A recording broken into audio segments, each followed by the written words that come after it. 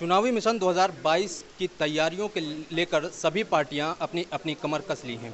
इसी कड़ी में यात्राएं और सम्मेलनों का दौर शुरू हो गया है, जिसको लेकर आज राष्ट्रीय लोकदल ने एक न्याय यात्रा निकाली।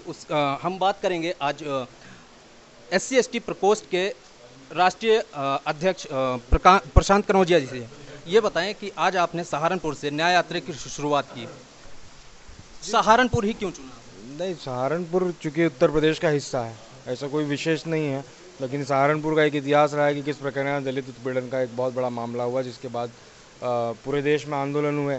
तो मुझे लगता है कि ऐसा कोई विशेष कारण नहीं है सहारनपुर, क्योंकि सहारनपुर उत्तर प्रदेश में है, तो हम उत्तर प्रदेश के हर ज़िले में जा रहे हैं, हर गाँव में जा रहे हैं और लोगों से ये बातचीत कर रहे हैं कि जिस प्रकार भारतीय जनता पार्टी ने 2017 में एक तरीके से मैंडेट पाया और उस मैंडेट का दुरुपयोग कर कर सबसे ज़्यादा दलित पिछड़े अक़लियतों को परेशान किया, उनको फर्जी इनकाउंटर किए, उनके ऊपर फर्जी मुकदमे लिखे, उनकी ज़मीनें हड़पी और उनकी बेटियों का जब बलात्कार हुआ तो रातों रात उनकी लाशें भी जलाई गई। तो इन सारी बातों से पूरा जो दलित समाज है, जो पिछड़ा वंचित समाज है, वो आहत है और वो इस सरकार को बदलना चाहता है, लेकिन उनकी पीड़ा सुनने के लिए हर कोई उनके पास नहीं जा रहा है। तो माननीय हमारे राष्ट्रीय अध्यक्ष जयंत चौधरी जी का ये सुझाव था कि हमें उन पीड़ितों से मिलना चाहिए, उनके दर्द को बांटना चाहिए। हम वोट नहीं मांगने जा रहे हैं, हम दर्द बांटने जा रहे हैं। क्या संदेश देना चाहते हैं इस न्याय यात्रा के जरिए? देखिए, हम ये संदेश देना चाहते हैं कि RLD की जब सरकार बनेगी 2022 में, तो न्याय आपको मिलेगा। जो न्याय आपको ये सरकार नहीं दी, बल्कि आपके ऊपर अन्याय किया, आपको वो न्याय देंगे। और जिन लोगों ने आपको न्याय नहीं लेने दिया और जिन लोगों ने अन्याय किया, उनको सूद समेत वापस भी करेंगे। अच्छा, एक चीज़ और निकल के आती है कि अगर हम NCRB की रिपोर्ट देखें तो दलितों पर जो अत्याचार हो रहा है वो लगातार बढ़ता जा रहा है, उसके प्रतिशत में बढ़ोतरी हो रही है लगातार। इसको किस तरह से देखें? देखिए, आप RSS अगर इस मुल्क पर राज करेगा तो दलितों पर अत्याचार बढ़ेगा। RSS की जो पूरी विचारधारा है वो दलित विरोधी विचारधारा पर स्थापित है। भले मीडिया उसको दिखाती है एंटी मुस्लिम से मीडिया का परसेप्शन है। असली में RSS की जो विचारधारा है वो एंटी दलित है। जब बाबा साहब अम्बेडकर 1925 में दलित चेतना का जगाने का काम कर रहे थे, उस समय RSS डर गई कि अगर दलित चेतना जागी तो कहीं ना कहीं राजनीतिक रूप से भविष्य में इनको खतरा महसूस होगा। आज़ादी के आंदोलन में शामिल नहीं होते हैं, लेकिन 1925 में RSS बनाते हैं और आज़ादी के आंदोलन को धोखा देते हैं।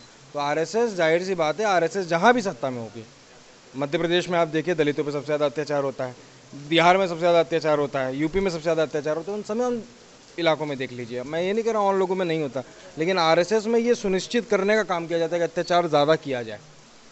अभी राजधानी दिल्ली की बात करें तो अभी हाल फिलहाल में वहाँ एक दलित लड़की के साथ बलात्कार हुआ और उसके शव को जला दिया।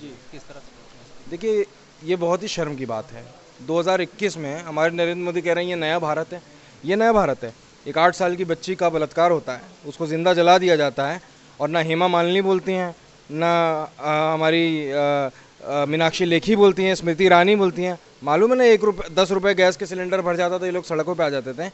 तो इनको ये क्या, मुझे लगता है कि वो दलित की बेटी थी इसलिए इन लोगों को कोई फ़र्क नहीं पड़ा। अगर वो गाय होती तो मुझे लगता है ये सड़क जाम कर देते। तो इस सरकार में वही है कि गाय हत्या पाप है, दलित हत्या माफ़ है।